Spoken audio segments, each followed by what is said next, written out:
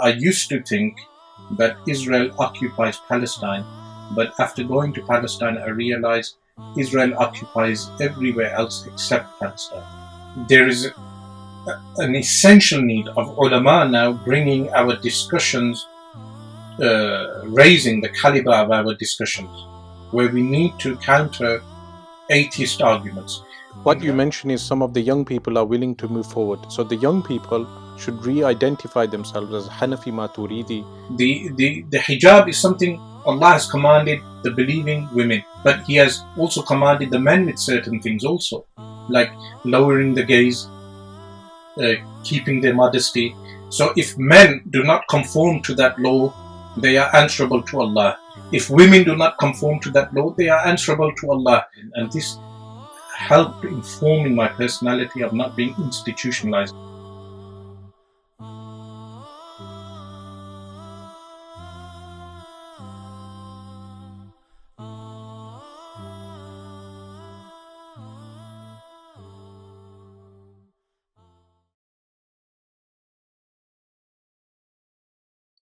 And my name is Asrar Rashid. My current occupation is teacher and imam. My earliest studies started with learning sarf tables in the late 90s. And then this continued into studying small texts like Nahmid and other texts with some teachers, and then traveling to Syria and studying Arabic in Damascus University, and then continuing my studies with my teacher Rusubak Saidi, and then returning back to Damascus. After which, when I came back from the second visit to Damascus, then I continued with local teachers here in Birmingham, and then went back to Damascus for a third time, and then continued studying up to 2012. From a young age, I was someone who read books on Islam, and then wanting to learn, I ended up going to one of the local institutes and meeting Rusubak Saidi and observing his classes and entering those classes. We would have, when I say we, I mean the number of students that left from Birmingham were many who went to Syria. And we could have easily ended up in Egypt or in Yemen or Iraq prior to the war, or in Pakistan. But the divine will of Allah subhanahu wa ta'ala was that we end up in Syria and Damascus. Even today, if I had to return to any country, it would be specifically to Damascus, meaning Damascus in terms of its preservation of knowledge and Al-Izz bin Abdus Salam, Sultanul Ulama, also mentions the superiority of the ulama of Syria. And when they say Syria, they mean specifically Asham. When they say Asham, they mean specifically Damascus. The ulama of Damascus, their superiority to all the ulama of the world in every age. And I personally hold this position. In Syria, I studied various texts under different ulama. So under Sheikh Muhammad Jum'a, we studied texts like Maraq al-Falah, Sharh al-Rahabiyya in Ilm al-Mirath, inheritance laws, Kashf al-Haqa'iq, commentary on Kanz al-Daqa'iq. And this is just with one teacher, Sheikh Muhammad Jum'a, but with numerous other teachers, various texts. One unique aspect of my studies was that I was not the produce of any institutionalized way of thinking.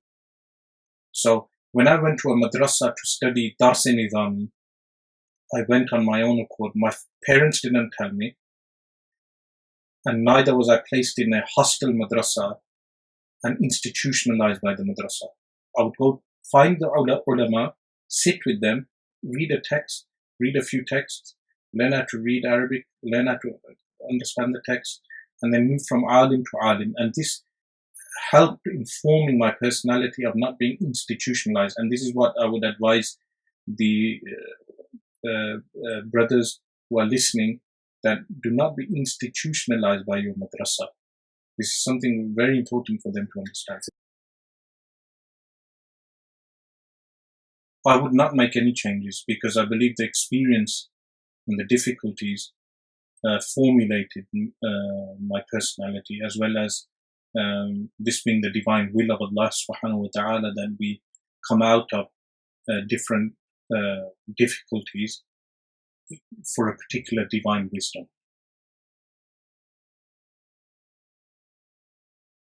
With knowledge, you would need patience.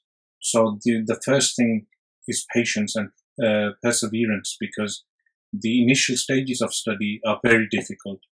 And of course, the most important thing is ikhlas and sidq, meaning sincerity, and doing it for the sake of Allah subhanahu wa ta'ala, not for worldly prestige.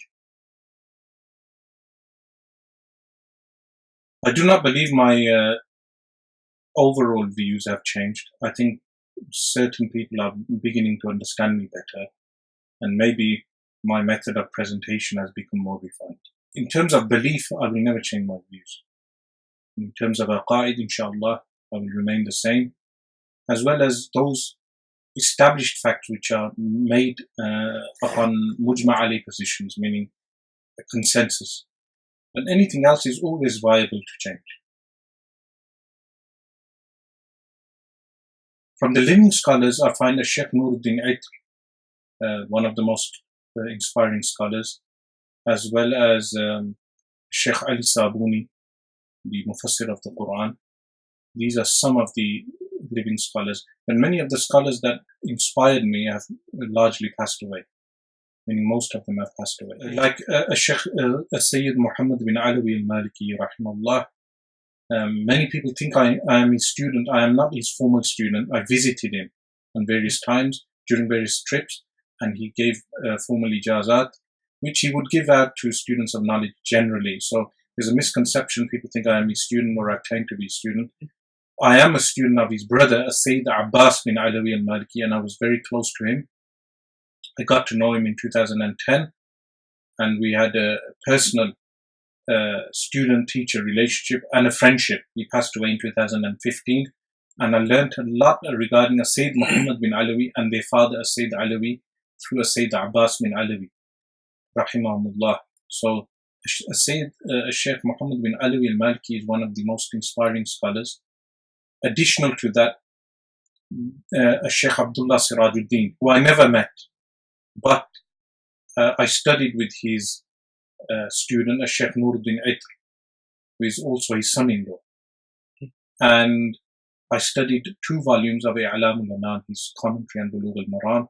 He would teach this in Jami' Shamsiyah in Damascus. I would attend every Friday consistently for 2 years, from 2005 and 2006. And then I went back in 2007 and into 2008. I studied parts of I'lam al-Anan with him. But Shaykh Abdullah Sirajuddin, I was introduced to him by Shaykh Zakaria al-Bukhari, rahimahullah. Because when Shaykh Abdullah Sirajuddin passed away in 2001, I was in the residence of Shaykh Zakaria al-Bukhari during the Hajj time. So Shaykh Abdullah Sirajuddin passed away just after the Hajj, and there was a ta'ziyah, meaning people congregated in the house, and I went and I inquired who passed away, and they informed me that there is a sheikh known as a Shaykh Abdullah Sirajuddin. So after my Hajj, I was planning to go to Damascus. I had visited Damascus before for a short trip, but then when I went to Damascus, I acquired many of the books of Shaykh Abdullah Sirajuddin and read those works over the years. And I would say he was one of the most inspiring scholars of our age. Of course, he inspired who? Shaykh Muhammad Awama, who is one of the best scholars that we have today, who is the author of many works, Shaykh Muhammad Awama, but many other ulama also. Yes, so my visit to Palestine was an eye-opener. So theoretically, we read about Al-Quds al-Sharif and Masjid al-Aqsa, but when you go there and you observe the Haram because Sultan Salahuddin al-Ayyubi rahimahullah termed the masjid as haram, even though some people reject that term. They say it's not a third haram. The haramain are two.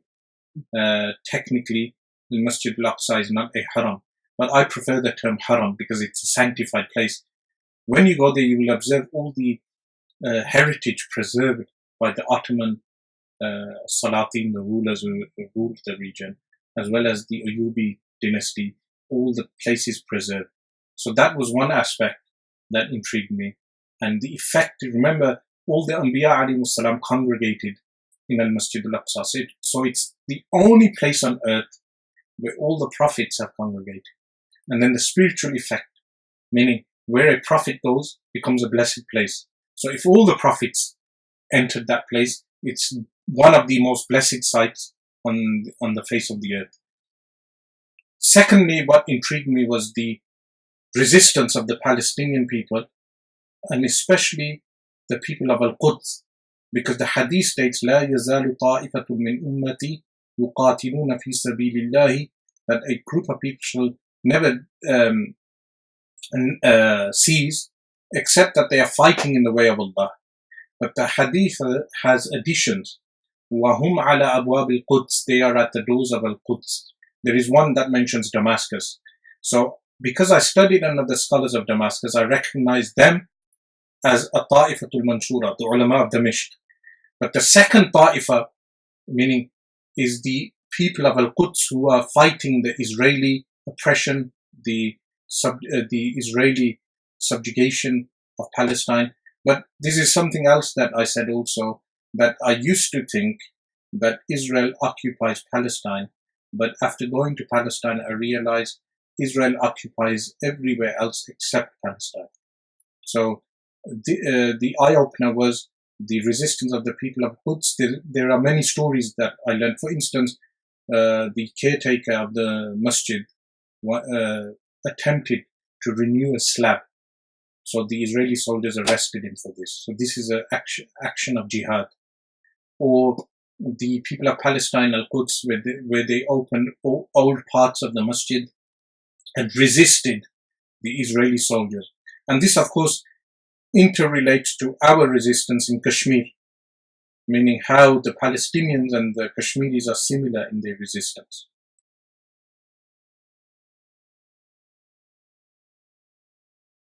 The certainty of Iman, meaning belief, is a light from Allah subhanahu wa ta'ala. Meaning that light, if it enters the heart, then the person, his mind will be able to comprehend belief and accept. There are some things which we term as badihi, self-evident. But sometimes something that's self-evident is not self-evident for another individual. And this leads to the discussion of belief as being nadari, meaning theoretical, where a person would have to present different arguments in order to convince the other person and create some type of certainty in the heart of the one being addressed. But the root of certainty is a light from Allah subhanahu wa ta'ala.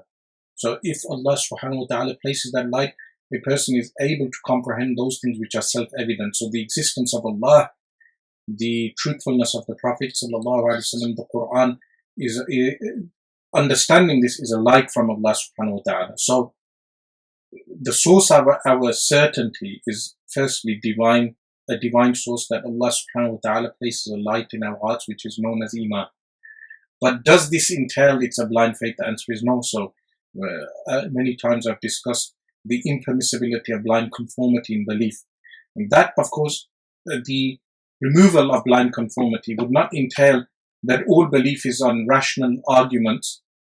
There is a spiritual aspect to belief also, but the spiritual aspect does not contradict rational arguments. So if we form a rational argument regarding the existence of Allah or the existence of angels or those things which are rejected commonly by materialists, it does not entail that that belief, the rationalizing of that belief will contradict the mind, meaning it would have to go in accordance with the mind. So our spirituality goes in accordance with the rational arguments.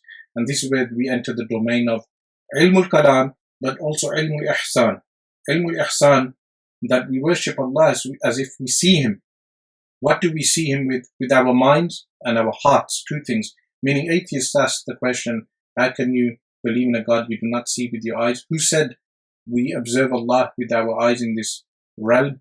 We observe Allah with our minds and our hearts. So this involves two aspects. One is the rationalizing of the belief, and the second is the spirituality of the belief. If these two go hand in hand, then a person increases their certainty and increases their Iman. But removing doubts, shubuhat, is also one aspect of increasing the Iman. Because I've realized when delivering lectures, when I remove doubts from the minds of the audience, their Iman is increased because they realize that our religion is rational, our religion is not based on irrational things. There are so many things that non-Muslims will point out, this is irrational, but if they hear the counter-argument, they will realize that many of those things are not irrational, or they will not accept. But the mutakallimin, the theologians, are able to respond to those things which are proposed as being irrational in religion.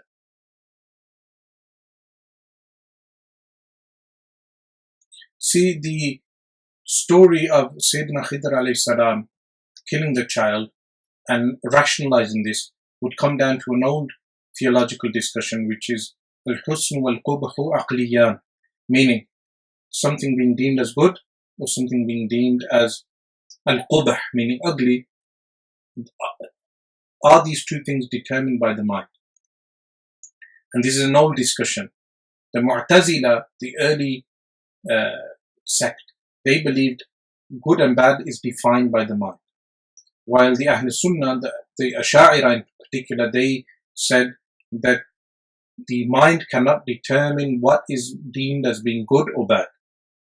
While the Maturidis, who were from Ahl Sunnah, they said the mind can uncover some things which are bad and uncover some things which are good, but the mind does not determine what is good and bad, meaning it is not Sharia, it doesn't legislate.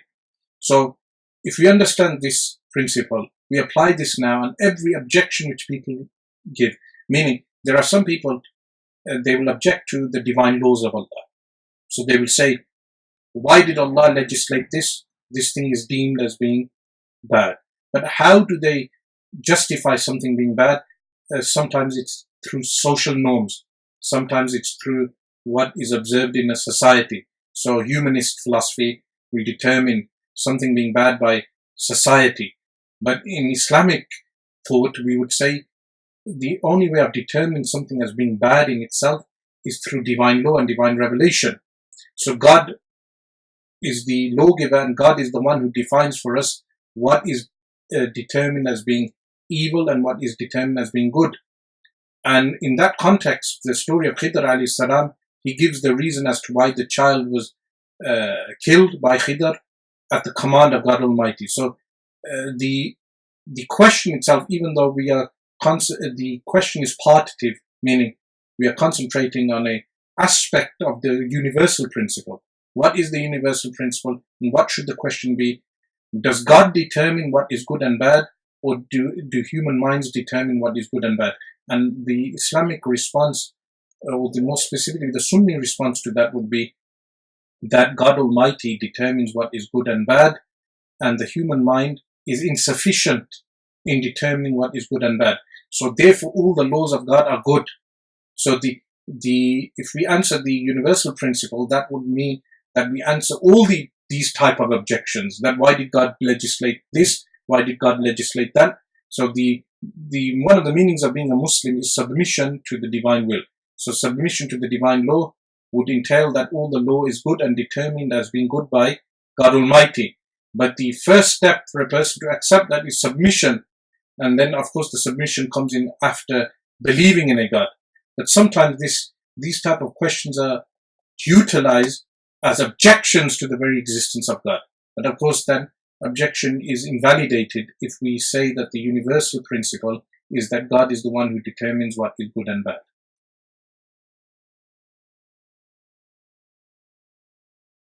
Some of the examples you mentioned, inheritance is half the inheritance of man. The question itself is flawed, because not in all cases do women receive half of what men receive. that is in a specific case where a father dies or a mother dies and she leaves children or he leaves children, and the siblings, the male will receive double of the female. So it's a specific case.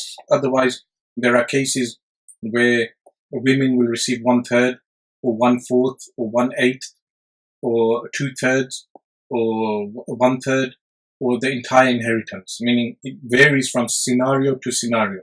But so the question in itself, how questions are proposed, sometimes determine how people think regarding that specific issue. In this case, the case of why the male sibling receives double of the female sibling is only because the male would have to marry in the future and pay for the dowry of his wife, and the dowry would be whatever she demands, and he would have to pay for the upkeeping of his wife, so maintenance of his wife. So because of this, he is given double. While the daughter, she retains her own personal wealth. When she marries, she receives a dowry of her choice and she receives maintenance. She does not contribute to the household costs of a marriage. The woman does not contribute. The man must pay for everything. And this is why his inheritance is double. So this is just one example of how something can be cited. Another example, you mentioned the witnessing of a woman is half of that of a man. So if you have one man witnessing, you would require 2 women witnessing for the same thing. Is this correct? The answer is not always. If you observe, some of the rulings require 2 women, but some of the rulings, the woman's witnessing is sufficient and the man's is insufficient. Like suckling, the ruling of suckling, if a woman comes forward and says this child was suckled by this woman or she suckled that child, that statement of the woman overrides any statement of a man. So it is not always true that the witnessing of a woman is half of that of a man. That is in very specific cases, and that is for a reason. The cases are in trade and commerce, that men would be more engaged in trade and commerce. Therefore, the ruling is that the statement of a man would be equal to the statement of 2 women. Even today in the stock market, if someone goes to the stock market or in New York, when you observe the stock traders fighting one another, you would observe that most of them are men, meaning that environment is dominated by men. Some people reject this, meaning feminists, and they would say that this is not always true. If that were not the case, to this day, America has never had a female president, meaning there are reasons for this. Like military is always dominated by men. This is the way the world is running. But those things which are dominated by women, like childbirth, like suckling of a child, then the witnessing of a woman is not like that of a man. In fact, the witnessing of a woman overrides that of a man. So this, again, the question is not worded correctly. So with regard to rights of women, of course, this is a deeper issue than just the questions that you've asked, because some of them will say, why would a woman have to wear hijab? The response to that is, the believing woman is addressed by God Almighty to conform with the laws of Allah, which is what wearing jilbab. Jilbab is something that covers the hair of the woman and the chest and the body of a woman. But the believing woman is commanded by God Almighty. Does this mean that men can oppress women in order to enforce the hijab upon them? The answer is no. And any time we see and observe this, we will know that it's a cultural practice. Like in Saudi Arabia, the way the hijab is enforced is a cultural Bedouin practice. So the believing women are commanded to do this, and they must carry out this act. If they refuse to do so, that's between them and God. But nowhere in the Quran do you find a verse of the Quran or in the Hadith that the Prophet ﷺ, the Sahaba, went around carrying sticks and beating women and enforcing them to wear hijab, or like what occurs in some tribal areas where men carry wires and beat women and enforce them to wear the niqab, not only the hijab, the niqab, the face veil. No, the hijab is something Allah has commanded the believing women, but He has also commanded the men with certain things also, like lowering the gaze, keeping their modesty. So if men do not conform to that law, they are answerable to Allah. If women do not conform to that law, they are answerable to Allah. But men have not been commanded that wherever they find a woman who is not wearing a headscarf, remember, headscarf is insufficient for covering. The command is for a jilbab, but that they enforce the law of Allah subhanahu wa ta'ala on women and oppress those women. So these are some things which are al-hukmu ala shay far'un an tasawwurihi. Any judgment on anything is always a branch, a subsidiary of how you conceive that thing. If you have the wrong conception of something, your judgment will be based on that wrong conception. So whether a Muslim or a non-Muslim, some Muslims will have the wrong conception of the hijab, like people in Saudi Arabia, where it's a cultural practice, where women are enforced to wear the hijab, when in reality the hijab is something the woman does with her own volition, with her own free will, as a believing woman, as we observed in Syria. In Damascus, the women would wear hijab out of free will, meaning that would inculcate more piety within the woman. And likewise, the non-Muslims or some secular people who have also the wrong concept of hijab. And of course, these extreme interpretations of the Sharia, and secularists always go hand in hand, meaning one needs the other in order to validate themselves. So you need the extreme interpretation of Muhammad bin Salman or the Saudi interpretation of things to validate a secularism. And this is why today Saudi Arabia is moving towards secularism, because they need the tribal interpretation of Islam that they have validates as secularism, and secularism would validate an extreme interpretation according to some Muslims, who then of course are recruited by groups like ISIS, because ISIS is a reaction to an observation of extreme secularism. But the natural Islam is the Islam, the Sunni Islam that we learned from our teachers.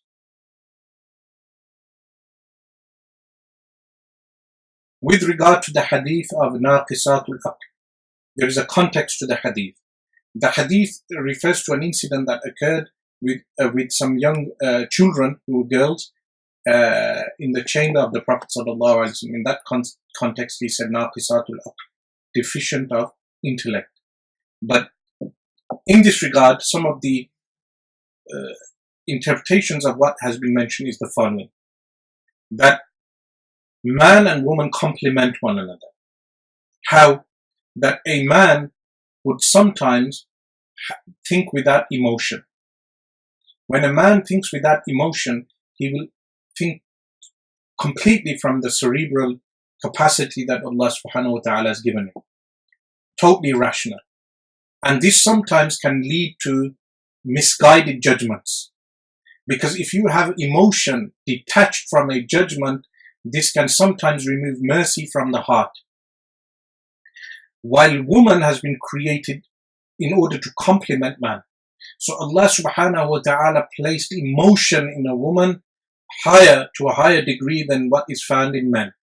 And therefore she is referred to as naaqisaatul, not because her intellect is deficient, but because her emotion can be more than a man, and this is perfection of a woman, because she perfects and complements the man. Without the emotional judgments of women, men will always make the wrong decisions. And this hadith is not pointing out a deficiency in women, it's pointing out a completion, that a woman completes the man. And this is why the point of the hadith of the woman being made from the rib of the man is because if the rib is removed, the heart is damaged. So the woman protects the man. The woman is like a rib for the heart, and if she were not there, then the heart of the man would be damaged. So likewise, when the hadith states naaqisaatul aql, It's not saying that their intellect is deficient in the sense that they have less intellect and nothing to complement. No, it means that their emotions will complement the male way of thinking.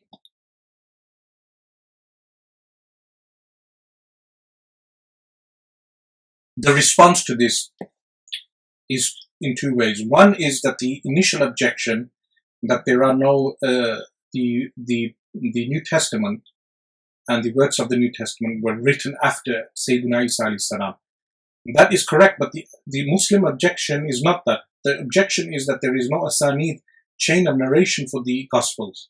So the Gospels, when they were written in a time period after the rising of Sayyidina Isa alayhi salam, being raised to the heavens, there's a gap and there is no chain of narration. If there were a chain of narration, then the chain of narration could be verified. So the Muslim objection is not regarding when the New Testament was written down, it's regarding the transmission of the New Testament. With regard to the Hadith were written down in the early period. They were written down by the companions. And the later collections that we have, the famous collections like Bukhari, Muslim and others, these later collections incorporated the earlier manuscripts. So in the early period, many of the scholars of Hadith wrote works of Hadith, like Az-Zuhri and others, and they were people who met the companions. They met the people who had heard directly from the Prophet, peace be upon him, sallallahu alaihi wasallam. But their manuscripts were small. So, for instance, the narrations of Zuhri could be compiled in a few hundred hadith. But because the later compilations were larger, why were they larger? Because they incorporated all the earlier smaller works. The earlier works were then abandoned and people adopted the later works because they had incorporated the earlier works. But when I say they were abandoned, what that means is that they were not taught and the narrations didn't continue, but the manuscripts are still found. So if you check the research of Dr. Hamidi, you'll find that he does research on earlier manuscripts. But when you check those earlier manuscripts, those hadiths which are found, those hadiths are also found in Bukhari, exactly the same. So this means that the gap between the later works and the earlier works is complete, is filled through, firstly through chains of transmission, but also that the early manuscripts are also found today, meaning many of them are found. So this is a disanalogy between the New Testament and the works of Hadith. But additional to that, there is also the science of Asma'ul Rijal, verification of the chains of transmission.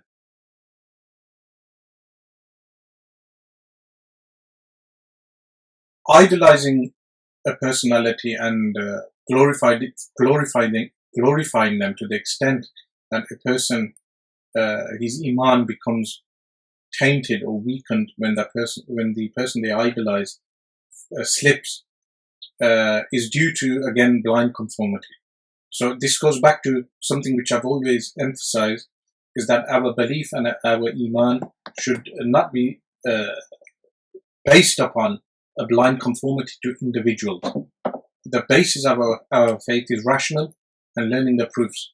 So any alim, any scholar, any social media personality, anyone that you may look up to, if they slip, then this should not affect your Iman. If it does, then you would have to analyze your motives of following the faith. Meaning, our faith should not be based on the construct of a group, the herd mentality, that if there is something innately wrong with a group, an organization, a madrasa, an institution, a teacher, that our Iman, our faith is affected. No. Even people who may listen to my lectures, I would tell them that if they see a fault in me or they see anything wrong with me, rather than that affecting their faith, they should reevaluate why is their faith being affected. So this is something, firstly, the ulama must emphasize, that there is no blind faith in any one individual. What we follow is the Quran and the Sunnah and the Ijma', meaning which is known as Ahl Sunnah wal Jama'ah. Quran, Sunnah and Ijma'. And this is something which every Muslim should know to the extent of their ability.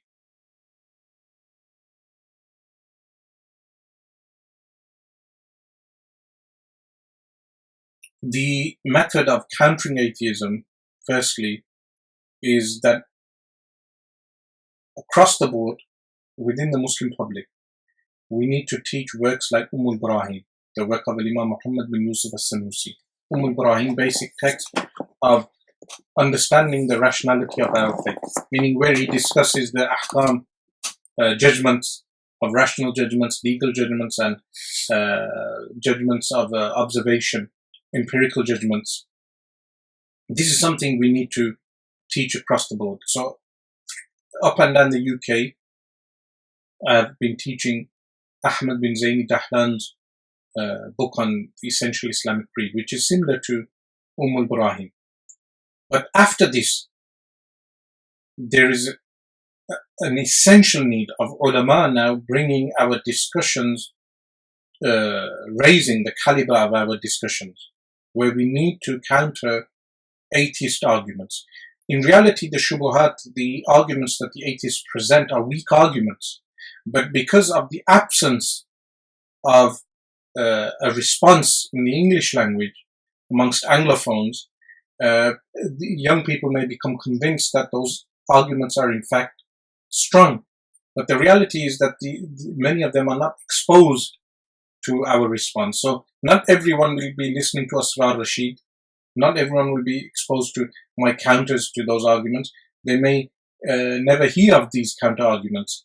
But after becoming convinced, then sometimes there are issues of emotional reasons why people leave the deen. Those come down to social factors. So someone who has been beaten up in a madrasa or abused by someone in a madrasa, meaning sexual abuse or physical abuse which occurs, this may lead a person to leave the fold of Islam. Those are social factors which Muslims need to take up and rectify. Meaning our religion is not like the Catholic Church where abuse occurs and then it becomes institutionalized. No, it should not be like that. But so those are emotional factors, whether they occur in an institution or in the household, in the family. Like 2 young women recently left Islam. They went to Turkey with their father. They ran away from their father. Why? Because they were beaten in their homes and forced to wear hijab. And this relates to the question you asked regarding women's rights. And one of them was a lesbian. So those are emotional factors why they are leaving Islam. There is no rationality regarding the existence of God or the Quran. But it can become intertwined with then that person attempting to find rational arguments. So they will listen to Lawrence Krauss or Richard Dawkins or someone else and then attempt to adopt their arguments and utilize those arguments, find a Muslim who is unable to respond, and then this gives them a feeling of satisfaction regarding their own disbelief. Then, aside from resolving social issues, there are issues sometimes of nufus, meaning shahwat, desires. So a young man who is enveloped or covered by his shahwat, his desires, decides to leave Islam because Islam has constraints, meaning the Sharia has constraints. There are constraints in our law that do not allow us to do certain things which someone who is overwhelmed with their desires would want to carry out. So to remove any guilt, they would remove themselves from Islam and renegade from the religion totally. So those could be other factors. So the conclusion is 3 factors: social, which is the deepest, and we have a responsibility to resolve that. The second, which is desires, which again the Muslim community would be at no fault in most of those cases. And the third is the rational, and which is a minority of people. Those are in fact a minority of people. But with the rational, someone who is inclined to being a homosexual or a lesbian will attempt to find rational arguments to justify that behavior. So majority of them are unaware that the arguments in favor of homosexuality being a natural disposition that people are born with are based on the Kinsey report. And the Kinsey report is unscientific. The Kinsey report is a flimsy research on sexuality, and is a flimsy scientific or unscientific, flimsy research on human sexuality. But the reality is children are not born with sexuality. They grow into sexuality and then they incline towards a specific sexuality. And in Islam, that would be a desire, meaning something called a shahwa, a desire that they incline towards. And they have been prohibited from certain shahwat and have been ordained or have been commanded to carry out only the natural shahwat, the natural desires. So, but people are still attempting to find arguments to justify homosexual or lesbian inclinations, acting upon those inclinations. Are they biological and is it scientifically proven? In fact, it's pseudoscience, but pseudoscience that today has convinced many people that the arguments are in fact rational. So someone who has that inclination would fall into the second category of inclining towards his desires or her desires, but then they will intertwine that with the third, which is rational argument. So these are three-pronged response that we need, especially from the scholars of Islam. This unity can be achieved if what you mention is some of the young people are willing to move forward. So the young people should re-identify themselves as Hanafi Maturidi.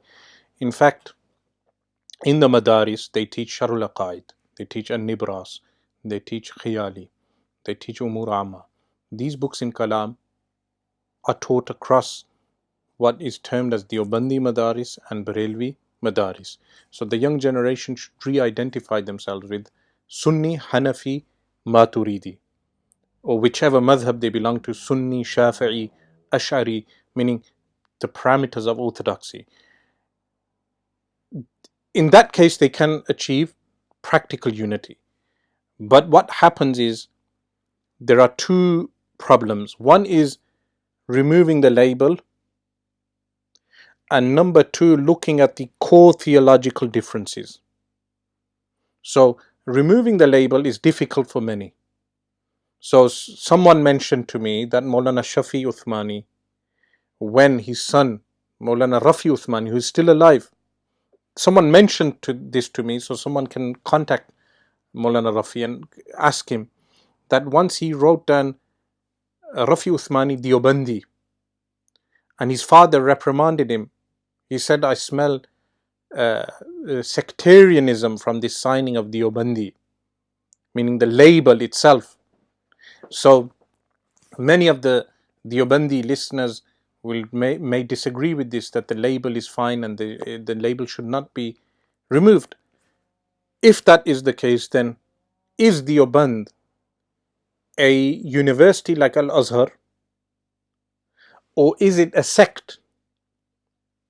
If you recognize Deoband as a university like Aligarh, meaning there are many people who graduate from Aligarh who hold different views, or Nadwatul Ulama, people graduate from Nadwatul Ulama, they have different views. People graduate from Al-Azhar and they have different views. Is Deoband a madrasa or is Deoband a sect? This is something which people need to decide. There is a disparity between Deobandi and Brelvi in the sense that Bareilly is a town from which Al-Imam Ahmad Rida Khan came from. The people who are identified as being Bareilwi are not graduates from Manzar-e Islam. That was his madrasa, Manzar-e Islam.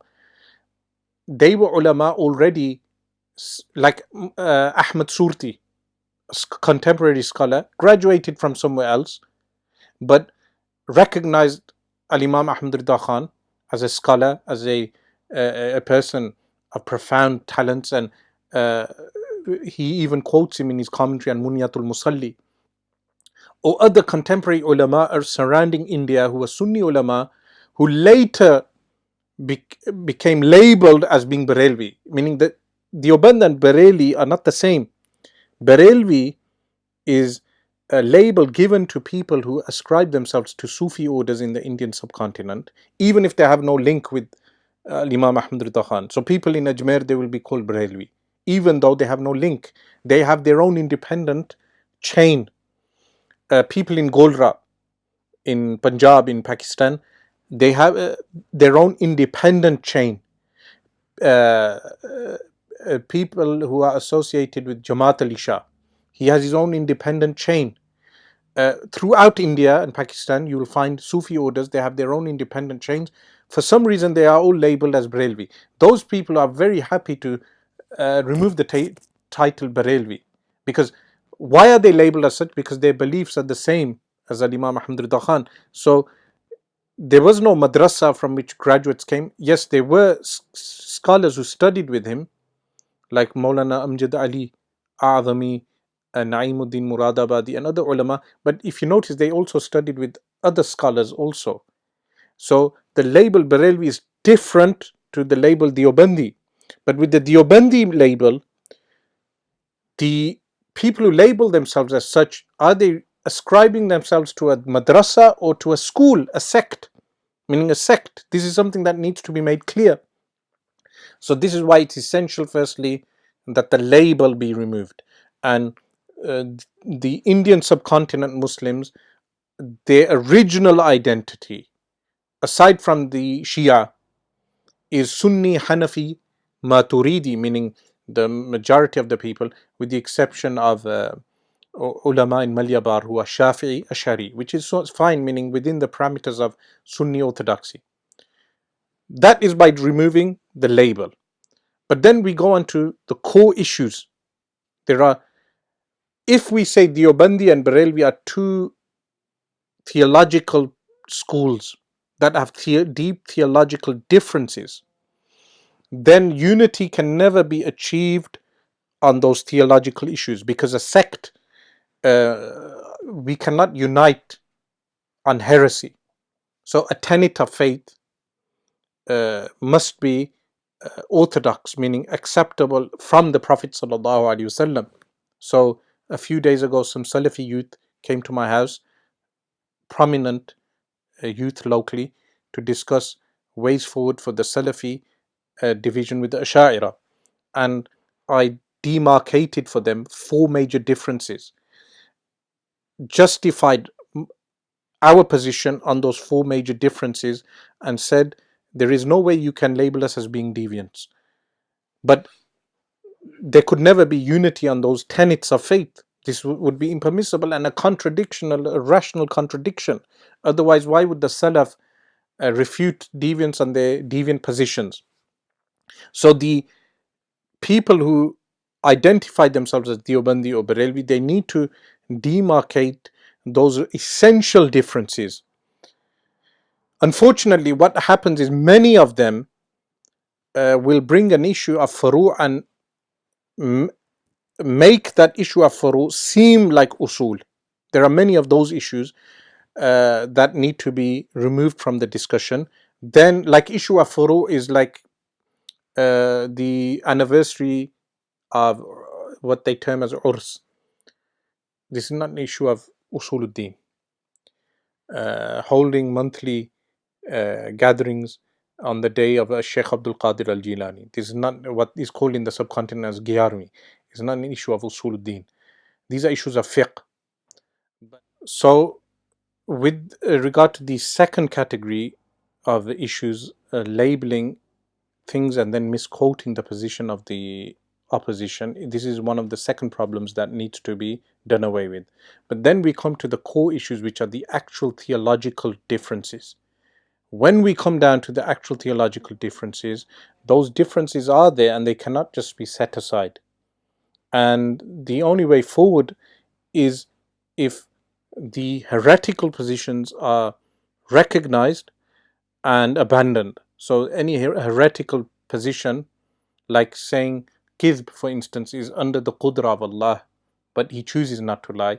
This, I would say, is a heretical position that should be abandoned. Now, if there are people from both sides saying that there are heretical positions from one side or heretical positions from the other side, that needs to be pointed out in meetings amongst ulama, amongst scholars who are sincere to this cause, and a joint statement should be made where the heretical positions are refuted and signed by both sides. This is the only way. So, going back to the first thing by saying that the labels are done away with, The second thing, which is do not misquote the position of one group. And the third thing is that heretical positions are pointed out and a document is made where both sides, scholars from both sides, agree that these positions are heretical and must be abandoned. This is the only way forward for unity, and this is the only practical solution, because unity upon heresy is impossible. Life in 3 words. I'll give you life in 1 word. Ubudiyah, which is servitude to Allah. So life in 3 words would be servitude to Allah. If you could travel back in time, what period would you go to and why? I would go back to the Khilafah of Sayyiduna Umar radiallahu anh. Why I wouldn't go back to the prophetic period is because I am not worthy of being a Sahabi, of course, for obvious reasons, and the period had many tests and trials. But in the time of Sayyiduna Umar radiallahu anh, Islam was established and guidance was clear to all, and it was the most successful period of Islam after the Prophet sallallahu alaihi wasallam and Sayyiduna Abu Bakr Siddiq. But for the obvious reason that I would want to live under the rulership of Sayyiduna Umar radiallahu anh. Dream travel destination. Al-Imam Muhammad bin Ahmad Safarini in his book Al-Buhur Zakhira fi Ulum al-Akhirah mentions that there is an island on the earth that has the most balanced climate. He mentions the description of that island. That would be the island I would want to go on. Favorite sports personality of all time? Muhammad Ali. That needs no explanation. What is your favorite hobby? Reading. Reading is my favorite hobby. What is one thing that annoys you the most? What annoys me the most is when people cannot comprehend what you are saying and misquote. Favorite English Seerah book? The work by Sayyid Muhammad bin Alawi al-Malki, translated by Amjad Mahmood. Muhammad sallallahu alaihi wasallam, the best of creation. One must read for everyone in English after the Quran translation. So the one must read for everyone, I would say, is the Sanusi Creed, the creed of Al-Imam As-Sanusi rahimahullah, which is translated into English and available with the commentary of Sa'id Fawda. I would say that's an essential reading. Or the work Kubra al-Yaqiniyat al-Kawniyah, the greater universal certainties by Shaykh Muhammad Sa'id Ramadan al-Bouti, translated by Mahdi Laq. This is essential reading for people in the UK. Dream job. Dream job is to be a cleaner in Al-Masjid al-Nabawi. That's my dream job. If you could live anywhere in the world, where would it be? I would live in Damascus. What is the strangest thing you've ever eaten? A rabbit. If you were stranded on an island, what 2 things would you want with you? A copy of Tafsir of Al-Imam al-Qurtubi and a copy of Mirqatul Mafatih Mulla al-Qari. Most memorable year in your lifetime and why? The year 2004. Because this was the year in which I felt my studies had reached a point where I was satisfied with some of the achievement that I had gained that year. Favorite book of all time, excluding Islamic books? Matilda by Roald Dahl.